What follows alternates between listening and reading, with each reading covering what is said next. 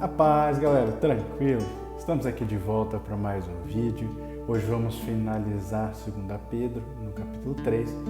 Antes, porém, já lhes peço, inscrevam-se no canal, curtam o vídeo, é muito importante para que tenha mais alcance. Indiquem para amigos, enfim, vamos continuar levando essa palavra. Sem mais delongas, vamos ao estudo do texto. Entre os versículos 1 e 4 nós temos: Amados, esta é agora a segunda carta que lhes escrevo. Em ambas quero despertar com essas lembranças a sua mente sincera para que vocês se lembrem das coisas proferidas no passado pelos profetas e do mandamento de nosso Senhor e Salvador que os apóstolos lhes ensinaram. Antes de tudo, saibam que nos últimos dias surgirão escarnecedores zombando e seguindo suas próprias paixões.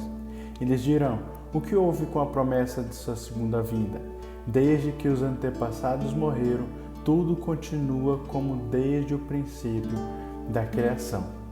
Aqui já nos dois primeiros versículos nós temos basicamente uma reafirmação de Pedro a respeito da autoria dessa carta, e também ele traz aqui um certo objetivo pelo qual ele havia escrito, mencionando que era para lembrar aqueles a quem ele destinava a carta a respeito das escrituras, dos profetas, bem como de tudo que foi falado a respeito de Cristo. E a partir do versículo 3 nós já começamos a entrar no tema central desse capítulo 3. Nesse versículo 3 tem a expressão nos últimos dias, e aqui eu quero destacar só para a gente lembrar que quando nós temos essas expressões nos últimos dias na Bíblia, é o tempo entre a primeira vinda de Cristo e a segunda vinda de Cristo. Então, Pedro estava nos últimos dias e nós estamos nos últimos dias. Ainda fala nesse versículo 3, surgirão escarnecedores zombando e seguindo suas próprias paixões. Pedro avisa aqui os destinatários da carta que chegariam até eles, assim como chegaram até nós, e surgiriam falsos profetas, escarnecedores, pessoas que iriam zombar do verdadeiro evangelho, tanto de uma forma direta, e essa forma direta principalmente é ali pessoas não cristãs que zombam de fato das realidades do evangelho, como de forma indireta, e aqui entramos nos falsos mestres. Esses tempos mesmo nós temos visto pastores, apóstolos aí vendendo feijão para curar coronavírus, por exemplo. Então isso de uma forma indireta zomba do evangelho, porque nesse caso, por exemplo, até investigação foi aberta a respeito disso. E esses escarnecedores ainda seguiriam suas próprias paixões. Tanto esses falsos mestres que podem estar dentro das igrejas, mas muito também aqueles pessoas não cristãs que não têm nenhuma fé, eles veem a busca pelos prazeres do corpo como um estilo de vida. E isso é completamente contrário àquilo que nós acreditamos pela palavra de Deus. O versículo 4 começa com uma pergunta: o que houve com a promessa da sua vinda? Aqui Pedro afunila entrando de fato no tema central desse capítulo 3, que é a segunda vinda de Cristo, mostrando como esses falsos mestres usavam de escárnio, de zombaria para falar a respeito dessa segunda vinda. Ainda no versículo 4 ele fala: desde que os antepassados morreram, tudo continua como desde o princípio da criação. Aqui os antepassados falando provavelmente a respeito dos patriarcas do Antigo Testamento. O que esses falsos mestres estavam querendo dizer basicamente era que desde os tempos antigos o mundo vinha fluindo de uma forma muito uniforme, de uma forma muito natural, e que não havia acontecido nenhuma interferência direta de Deus nesse curso. E por isso aqui nós podemos resumir a ideia desses falsos mestres como se não pudéssemos esperar nenhum grande acontecimento catastrófico no juízo final, porque até hoje na história, até aquele momento na história, não havia acontecido nenhum acontecimento guiado por Deus de uma forma catastrófica que mudasse o curso da história.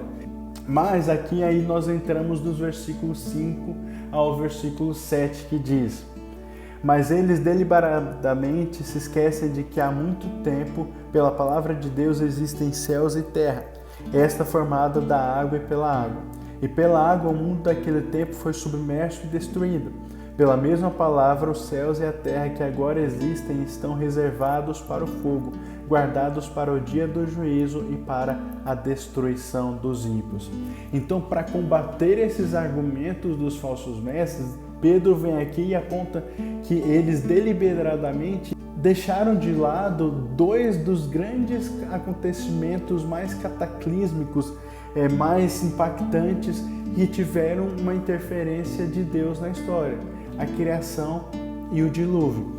Então Pedro aqui fala da terra, esta formada da água e pela água. Aqui Pedro está basicamente dizendo a forma como Deus criou a terra. E após ele aponta que pela água o mundo daquele tempo foi submerso e destruído. Então essa mesma água que Deus usou para a criação do mundo foi também usada para a destruição do mundo no dilúvio. Então o que Pedro está querendo mostrar para combater esses falsos mestres são dois grandes acontecimentos que tiveram uma ação direta de Deus na história e mudaram o curso da história. E através, e aqui ele continua falando que foi pela palavra de Deus que isso aconteceu. E depois fala que da mesma forma o juízo final aconteceria. O que Pedro está fazendo então é reforçando, olha, assim como Deus pela sua palavra criou o mundo, assim como Deus pela sua palavra disse e aconteceu o dilúvio, ele prometeu pela sua palavra que Cristo voltará uma segunda vez.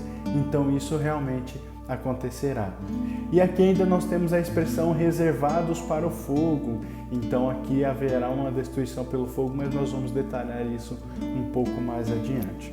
Os versículos 8 e 9 dizem: não se esqueçam disso, amados, para o Senhor um dia é como 1000 anos e 1000 anos como um dia.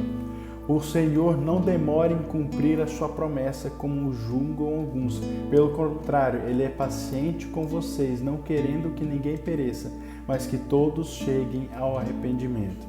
Aqui, continuando a defesa a respeito da segunda vinda de Cristo, aqui Pedro traz algumas reflexões bastante interessantes. Pedro então começa aqui dizendo que para o Senhor um dia é como 1000 anos e 1000 anos como um dia. O que Pedro quer mostrar basicamente é a soberania de Deus por todo o tempo. Ele quer declarar também que a perspectiva de Deus em relação ao tempo difere muito da nossa perspectiva em relação ao tempo. A respeito desse Deus eterno e a relação de Deus com o tempo, há uma discussão teológica muito grande e bastante complexa. Eu vou tentar trazer para vocês aqui algumas teorias, mas eu já falo desde já que realmente é bastante complicado. Então, se vocês não entenderem bem, pesquisem no Google aí que vocês vão achar. Eu mesmo reli algumas coisas, mas como é uma perspectiva divina, para nossa mente humana limitada, realmente fica algo muito abstrato de entender. O primeiro ponto que nós temos que entender é o que é esse Deus eterno. O Deus eterno já surge em duas perspectivas. Ou nós falamos de um Deus que ele está em uma linha temporal que não tem fim, não tem começo e não tem fim. Ou nós estamos falando de um Deus que existe fora do tempo. O tempo não se aplica a ele. Então são duas posições muito radicais e muito contrárias, e nessas duas posições que nós temos 4 teorias a respeito de como Deus se relaciona com o tempo. A primeira teoria é que Deus é atemporal. Essa teoria diz que Deus transcende totalmente as categorias de tempo e existe completamente fora do fluxo do tempo. É como se Deus visse o tempo que nós vivemos como uma coisa só. Como se tudo para Deus fosse um agora e não tivesse essa noção de passado, presente e futuro. E isso influi não na forma como Deus vê o tempo, mas também no seu conhecimento, ou seja, Deus conhece passado, presente e futuro como uma coisa só, como se fosse um grande agora para Ele, e também nas suas ações. Então, embora a gente veja as ações de Deus numa perspectiva de acontecerem no passado, no presente e no futuro, para Deus essas ações dele são tudo uma coisa só que acontece de uma forma simultânea. A segunda teoria é que Deus é temporal, ou seja, Deus está em uma linha do tempo, que Deus, embora eterno, ele está nessa linha do tempo. Portanto, para Deus, e aqui também em relação ao conhecimento e às ações, existe o passado, presente e futuro. E por causa dessas duas primeiras teorias, que surgiram outras duas teorias que tentam relacionar essas primeiras. A primeira delas é que Deus é metatemporal. Os que defendem essa teoria diz que Deus existe tanto no tempo quanto transcende o tempo. Qual que é a ideia para tentar explicar mais ou menos? É como se existisse um tempo não criado, que é o tempo onde Deus está. Esse é o metatempo. Deus está num tempo que é dele, não foi criado, é dele. E existe um outro tempo que foi o tempo que Deus criou quando da criação do mundo, que começa a ter uma linha temporal. Então é como se Deus se relacionasse com essa linha do tempo de uma forma, estando em uma outra perspectiva, numa perspectiva atemporal para ele, mas que acompanha a linha do tempo. Resumindo, é como se Deus, embora vivesse de uma forma transcendente em relação ao tempo, ele segue a linha do tempo que ele criou, que nós estamos. Ele tem presciência, ele sabe tudo o que aconteceu no passado, obviamente, tudo que acontece no presente, e ele sabe tudo que acontecerá no futuro, mas não é para ele tudo um grande agora. Ele existe fora dessa linha temporal, mas ele vai acompanhando essa linha temporal. Eu sei que é bastante abstrato, é difícil de entender, mas é basicamente isso. E a última teoria é que Deus é atemporal e temporal. O que essa teoria quer dizer é que antes da criação do mundo, Deus era atemporal, conforme a primeira teoria. E após a criação do mundo, Deus passou a ser temporal, conforme a segunda teoria. Entenderam? Eu acho que não. Então, pesquise no Google, se aprofunda se tiver interesse. Aqui ainda no versículo 9 fala que o Senhor não demora em cumprir sua promessa. Pelo contrário, Ele é paciente, não querendo que ninguém pereça. Então, o que Pedro está querendo mostrar é que, na verdade, Deus está sendo paciente, Ele não está demorando. Entre os versículos 10 e 14 nós temos: o dia do Senhor, porém, virá como ladrão. Os céus desaparecerão como um grande estrondo, os elementos serão desfeitos pelo calor e a terra e tudo que nela há será desnudada. Visto que tudo será assim desfeito, que tipo de pessoa é necessário que vocês sejam?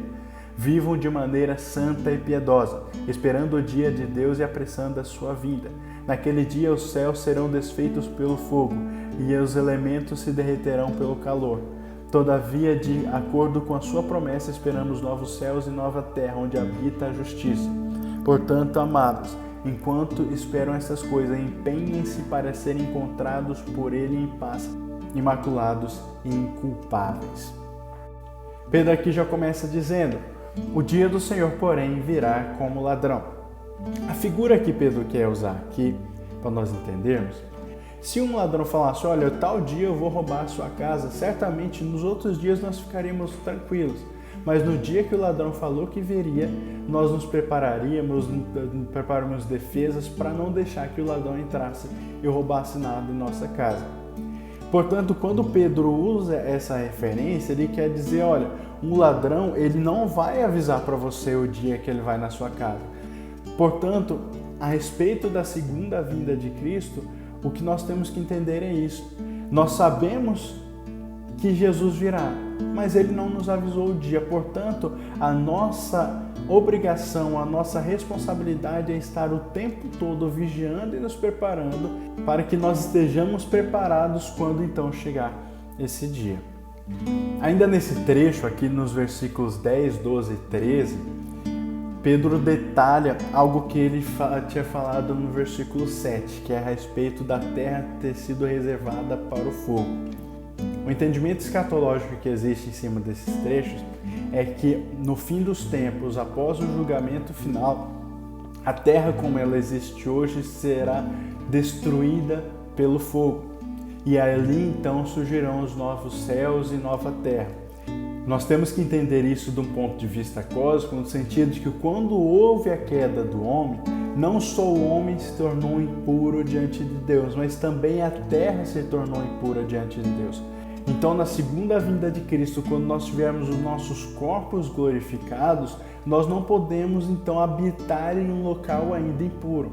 Por isso, através do fogo, Deus purificará a terra para então fazer disso uma novos céus e nova terra, e aí sim nós podemos habitar aqui. Existem algumas divergências teológicas a respeito disso, a respeito de quando isso aconteceria.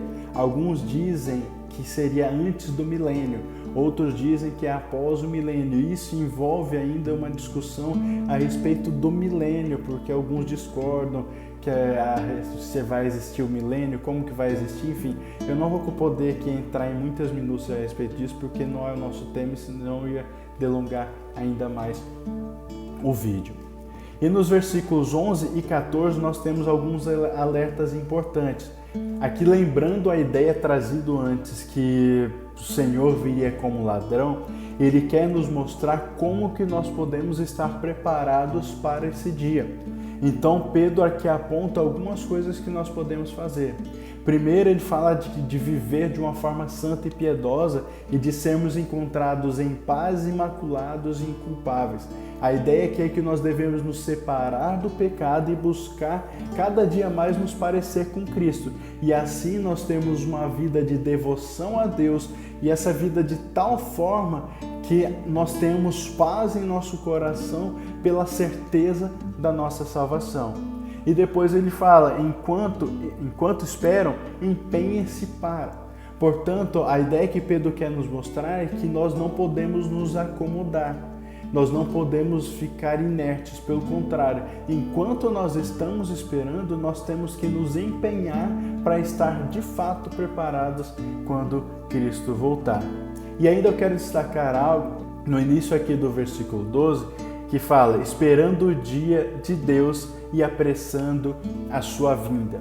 A forma que nós podemos fazer para apressar a vinda do Senhor é levando essa palavra a mais e mais pessoas, e assim será encurtado o nosso tempo de espera para a segunda vinda de Cristo.